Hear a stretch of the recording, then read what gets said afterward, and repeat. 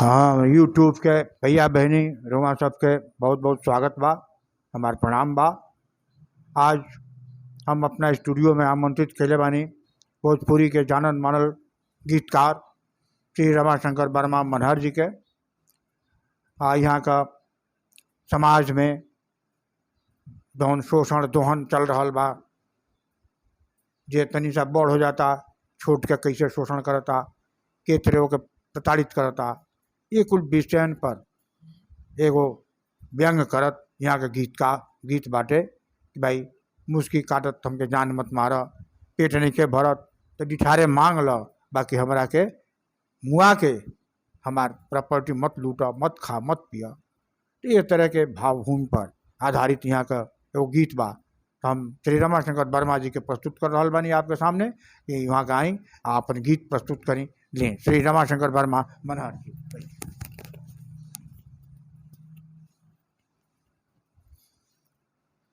सबके पौलगी करते हुए हम अपन गीत प्रस्तुत कर रहल बानी। भोजपुरी गीत है।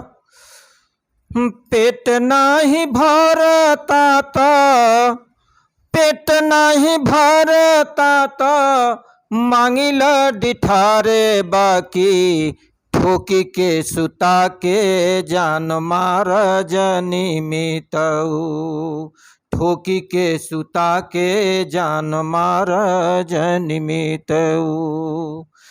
जानतानी बड़ हवा बड़ होई पेटवो, जानतानी बड़ हवा बड़ होई पेटवो, भूल जनी कुड़वे के भाई हवे मेटवो, मटिए के तो हमहू मटिए के, बाकी नजरी के फेरे जान मार जनी मितऊ, नजरी के फेरे जान मार जनी मितऊ। संगे संगे जन्म कर्म संग ही पढ़ाई,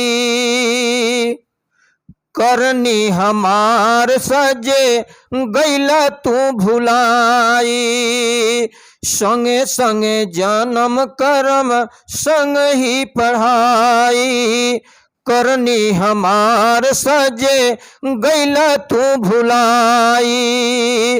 भल ही चिन्हता नहीं खा, भल ही चिन्हता नहीं खा, नइखे इतराज, बाकी मुस्की कटा के जान मार जनी मितऊ, मुस्की कटा के जान मार जनी मितऊ। नाही हमके चाही तोहर महल अटारी, राजभोग पुआ पकवान सोहारी, नाही हमके चाही तोहर महल अटारी, राजभोग पुआ पकवान सोहारी। देता चाहे जनी देता, देता चाहे जनी देता, बाटे ही मजूर, बाकी कवरा का आसे जान मार जनी मितऊ, कवरा के आसे जान मार जनी मितऊ।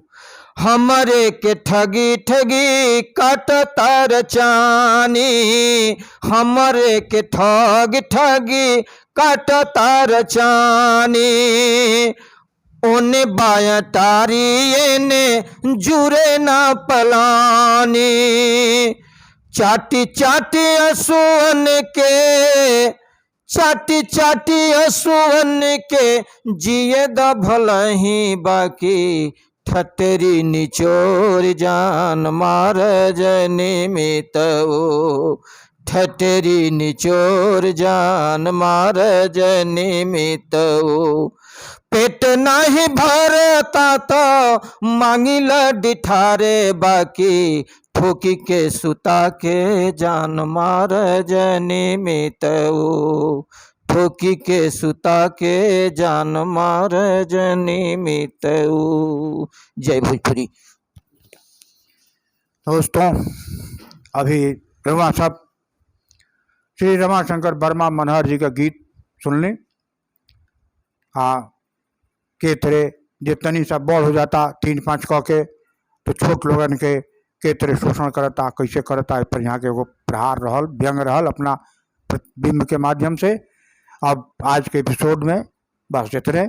चलत चलत फिर वो नहीं हो रहा हमारे बा कि अगर अगले हमारे चैनल के सब्सक्राइब ना कैले हो कब, तो लाइक शेयर कमेंट करत सब्सक्राइब कर दी। अपन हित मीत से भी लाइक शेयर कमेंट करावत सब्सक्राइब कराई, ताकि हमने का यही तरह रूबरू होते रही जा। और बहुत बहुत धन्यवाद आप लोगों के। आपके एपिसोड में बस इतना समाप्त करतनी है एपिसोड के। और अब धन्यवाद आपके ज्ञापित करतनी, हम प्रणाम करतनी। अब हमके आज्ञा दी, फिर अगला एपिसोड में मुलाकात हुई। धन्यवाद, प्रणाम।